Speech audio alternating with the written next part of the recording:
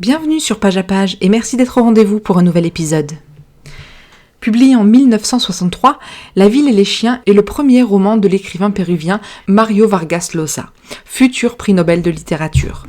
L'histoire se déroule dans un collège militaire de Lima, inspiré par l'institution que l'auteur a lui-même fréquentée dans sa jeunesse. À travers la vie quotidienne des cadets, les rivalités, la discipline stricte et les tensions sociales, Vargas Llosa offre une critique de l'autoritarisme, de la violence et de l'hypocrisie d'une société péruvienne en pleine mutation. Ce roman, à la fois réaliste et profondément engagé, a marqué la littérature latino-américaine par sa force narrative et son style novateur. Le roman donc se déroule à l'académie militaire Leoncio Prado de Lima, un lieu marqué par la violence, l'humiliation et une atmosphère militaire rigide. Vols, bagarres, jeux brutaux et la domination de Jaguar, chef d'un petit groupe appelé le Cercle, rythment les journées. Parmi les personnages principaux figure Alberto, surnommé le poète. Issu d'une famille aisée, il écrit des romans érotiques pour ses camarades de classe en échange d'argent et de cigarettes. On trouve aussi Ricardo Arana, surnommé l'esclave, timide et fragile, constamment victime d'abus. Et puis, il y a le Jaguar lui-même, dont l'enfance a été marquée par la pauvreté, la criminalité et par son amour secret pour Teresa. Jaguar est souvent accompagné de Cava, Boa et Rulos.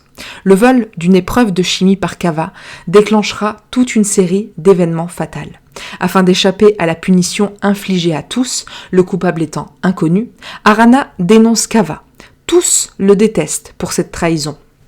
Alors peu de temps après, lors d'un entraînement militaire, Ricardo Arana est abattu d'une balle. Officiellement, on parle d'accident ou de suicide, mais Alberto soupçonne que c'est un assassinat.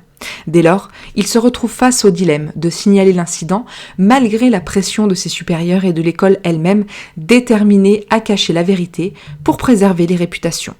Le lieutenant Gamboa est le seul officier qui, malgré son apparence, semble intègre et déterminé à enquêter sur ce qui s'est passé. Il écoute le témoignage d'Alberto, qui accuse Jaguar d'avoir commis le meurtre.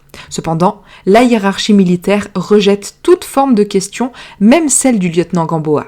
D'abord, on fait pression sur lui pour qu'il retire sa plainte, puis on classe le rapport de Gamboa et enfin, on le punit avec une mutation forcée. La discipline et les apparences priment sur la justice. Alberto finit par se résigner au silence, conscient de son impuissance face à un système qui protège les coupables. Jaguar, quant à lui, passe finalement du statut de leader redouté à celui de garçon isolé et méprisé par ses propres camarades qui croient que lorsqu'il était en prison, accusé du meurtre de Ricardo, il a dénoncé le cercle pour sauver sa peau. Ainsi s'achèvent les jours de Jaguar à l'école. Lorsqu'il est temps de rentrer chez lui, après sa formation, il avoue à Gamboa avoir effectivement tué l'esclave. Il reconnaît désormais son erreur. Ricardo n'a jamais été un ennemi, mais une victime parmi d'autres. Gamboa répond que l'affaire est close. Jaguar se retrouve donc pris entre culpabilité et silence. L'épilogue révélera le destin des protagonistes en dehors de l'école. Alberto retrouve sa vie bourgeoise, entame une relation avec une certaine Marcella et se prépare à un avenir radieux. Le Jaguar rejoint Teresa et finit par se marier avec elle, tentant de construire une nouvelle vie. Ainsi, le roman offre un contraste entre le confort de ceux qui s'adaptent au système avec la dureté de ceux qui en subissent les conséquences. En définitive, La ville et les chiens est une critique virulente de l'autoritarisme, de la corruption et de la violence institutionnelle où la vérité est sacrifiée au nom de la discipline. Et c'est tout pour ce résumé court du livre La ville et les chiens de Mario Vargas Llosa. Merci beaucoup de l'avoir suivi. Pour aller un peu plus loin, je t'invite à découvrir notre résumé complet et détaillé de l'œuvre, toujours sur tonlivre.fr.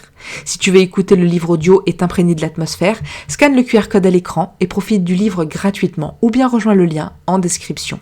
Et si tu as aimé ce programme, n'hésite pas à nous laisser la meilleure note et à t'abonner pour accéder à tous nos futurs épisodes. À très vite!